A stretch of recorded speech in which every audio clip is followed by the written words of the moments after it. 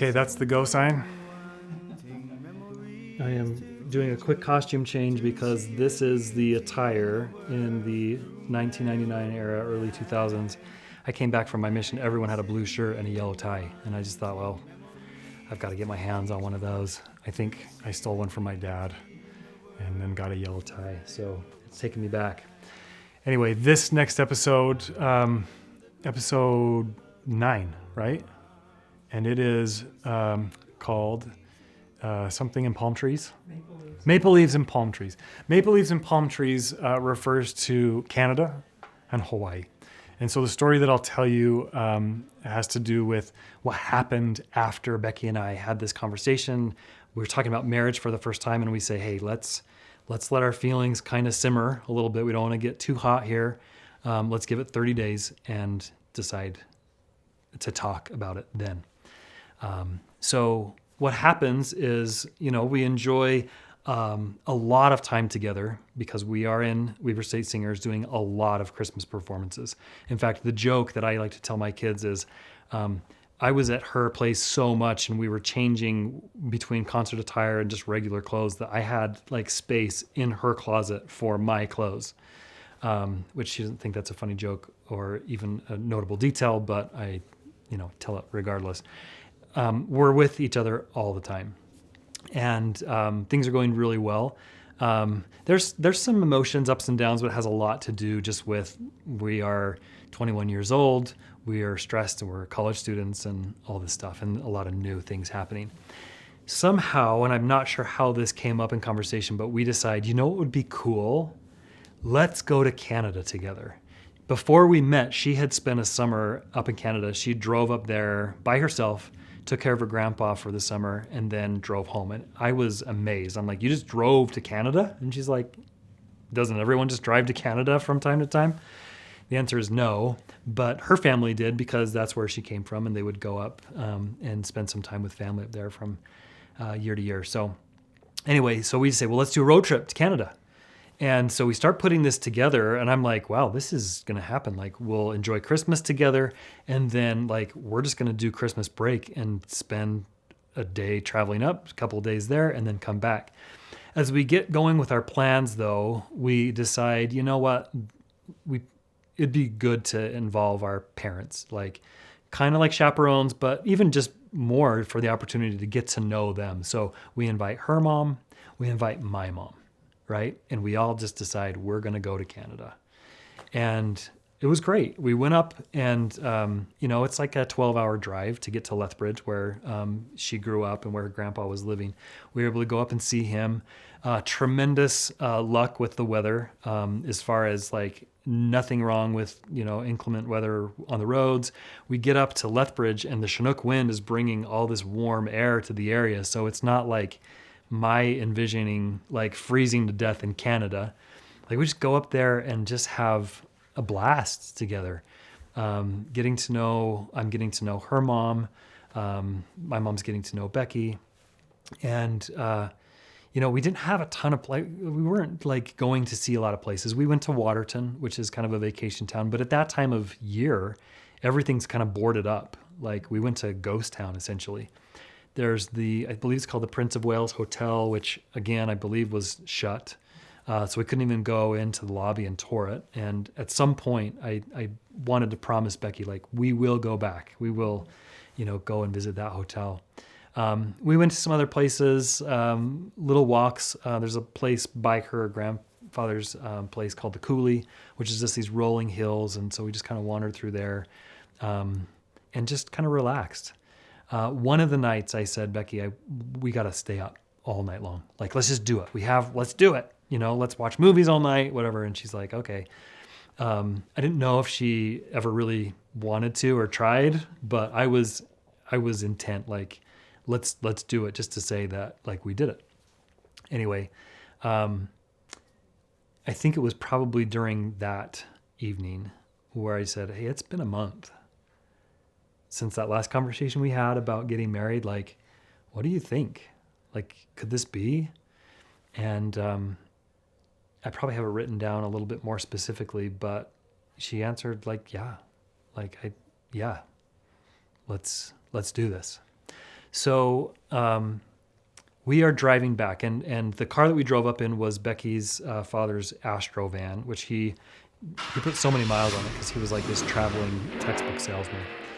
And we are traveling back from our Canada trip, and the car is not doing well. And it's kind of stressing everybody out. I'm stressed out. Becky's mom's really stressed out. She's like, what do we do? It's a long trip. The car's behaving kind of funny. And Becky, at this point, it's late, and she's kind of dozed off. And I decide this is my opportunity to kind of let Kathy in on some plans. I said, Kathy, that's Becky's mom's name. I said, what are you guys up to in May? She's like, what do you mean? I said, well, Becky and I are thinking about a wedding in the May time frame. And I'm surprised she didn't drive off the road, right? But I know for sure that it took her mind off of the car for just a minute to maybe freak out a little bit about that suggestion. I'd been with the family on a number of occasions, but I don't think that she felt like she knew me because we lived so far away. We were going to school in Ogden, and she lived in Sandy. My mom, however, was thrilled, and what she knew of Becky and what she knew of me, she was just like giddy as can be. So the rest of that drive home, we're kind of making these soft wedding plans for the first time. Things were kind of up and down, if you will, which I guess you could just expect that. Engagements bring that kind of thing out in emotions, right? And we got back. We weren't officially engaged, but I do remember having a conversation with Becky one time. She's like, no, I don't know. I can't do it. And she's just like, I just got to date some other people. And I was like, go and do your thing. I don't know that I feel the same way, but in the meantime, I'll be here, right? And it's interesting. I'm not sure why, Becky has demonstrated over the years that she doesn't love making decisions about really, really important things. Like she likes to think about them for a long time. It was about a week went by, and then, all of a sudden it was like, okay, I think we can do this. Like we can go look for rings and stuff like that. Some of the reservations, I think that she had just, expectations being met or, whatever. I think that she was a little bit more calmed down about that. So I'm going to skip over a couple of important details, just kind of gloss over them. We get engaged at the end of January, and we have this trip that we're going to go on to Hawaii with singers, and that's in March. So we're engaged. We make it to Hawaii, and I'll describe this a little bit later, but I go to Hawaii on crutches. Not a fun way to go to Hawaii. And the reason why I feel like this is notable and kind of deserves its own little place is those emotional ups and downs were very, very real. And, just some of the things that, maybe she had pictured for that Hawaii trip, or maybe she pictured for her fiance, weren't necessarily materializing exactly how she had hoped. And so I remember, probably midway through, 3/4 of the way through our Hawaii trip, she just struggled. She's just like, I don't know if I can do this. And by now she's got a ring on her finger. And I'm thinking to myself, is this happening? Like I was really, really confident, and now we're here. We were staying at some condos, and we had just kind of gone behind the condos. This was in the evening, so it was dark, but there was like a pond. I don't know if it was part of a golf course or just the property, but there was a pond out there, and she's just having, I wouldn't say a meltdown, but yeah, like an emotional, definitely very emotional, just saying, I don't know if I've made a mistake or if we should be doing this, all this kind of stuff. And we just sit by this palm tree looking at this lake, and she doesn't know if she wants to wear the ring anymore. And I think to myself, I don't know how to respond to this. And if she gives that ring back to me, like really, like it's in my hands, and like she says like no, I don't know if I can do this. And so we sit with it a little bit. And at this point, I'm not feeling compelled to beg or grovel or whatever, but I really want to make sure that whatever she needs or whatever she's feeling, like she can tell me, right?